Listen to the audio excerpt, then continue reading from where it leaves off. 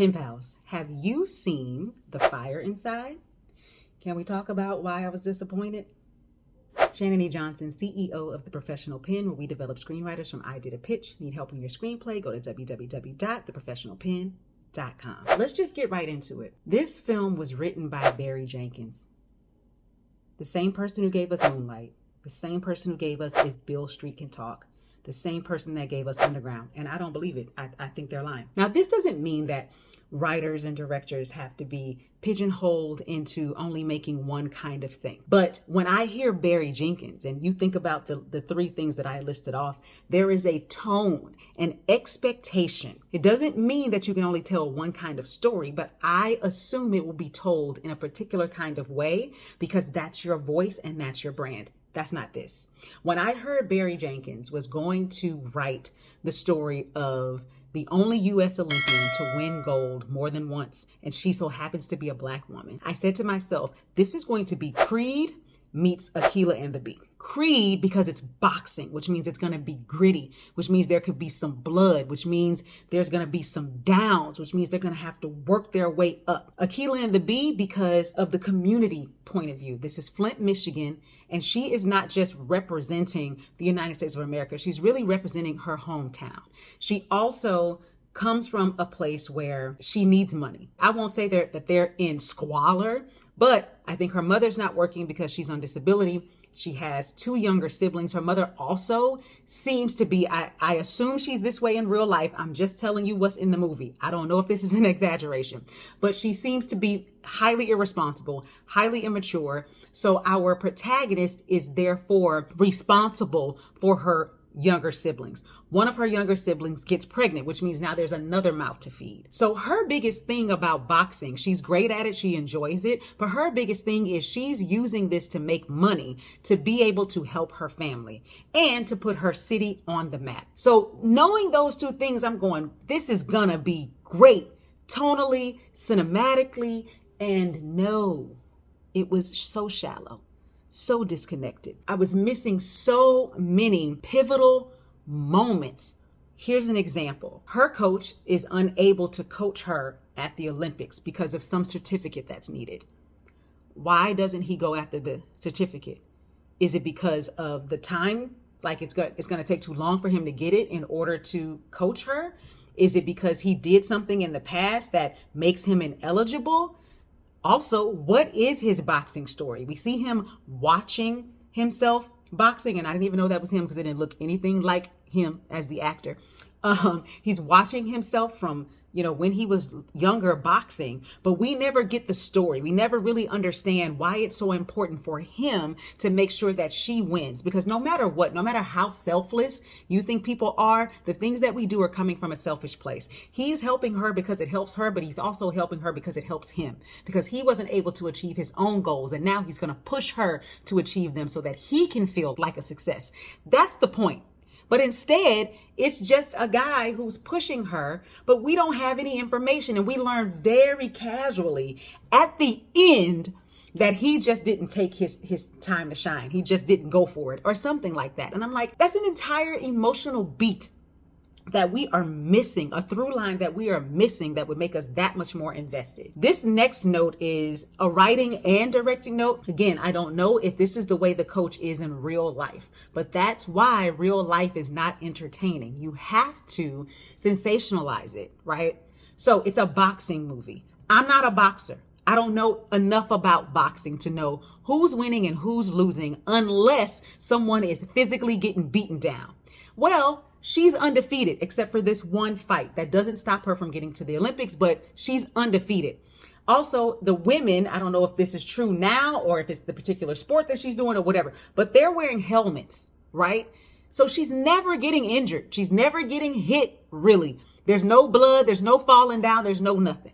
So every time we see them boxing, it just looks like an exchange of hits. And there isn't a commentator helping me to understand who's winning and who's losing. And the coach is on the sideline, not using any technical terms, no terminology. He's not talking to her about technique. He's not talking to her about strategy. Everything he says is just, yeah, that's it. No, go that way. Yeah, stay on her. Yeah, no. It's unintentional. Just encouragement and motivation, but it's not helping me to know if she's doing good or bad.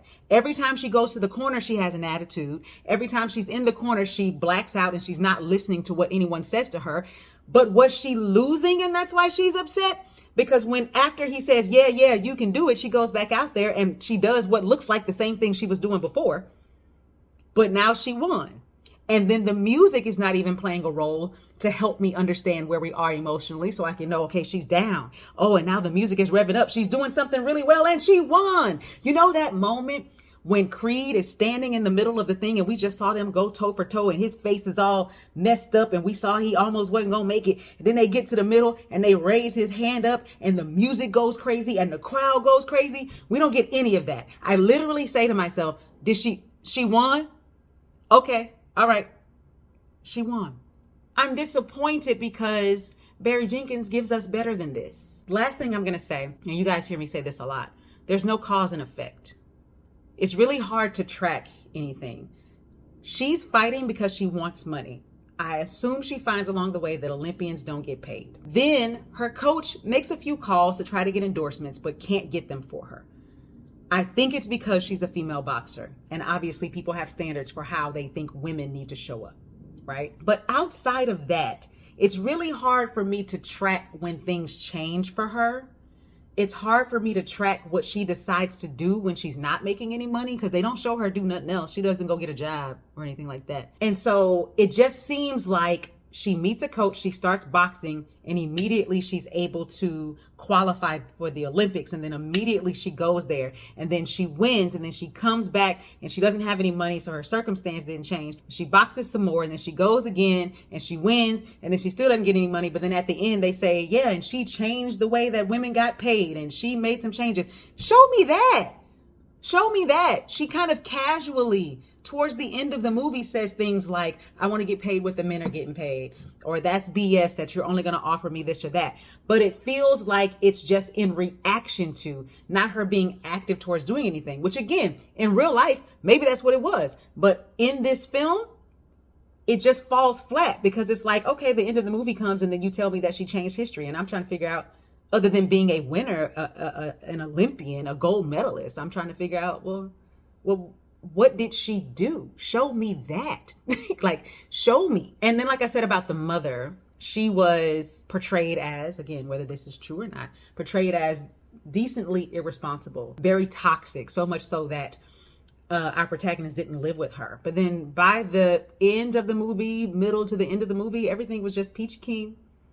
They didn't show us how they reunited, if there was any forgiveness, if mom was actually on a different track or just talking, because you haven't given me any proof, any evidence that she has changed in any kind of way. She just shows up and everybody's happy.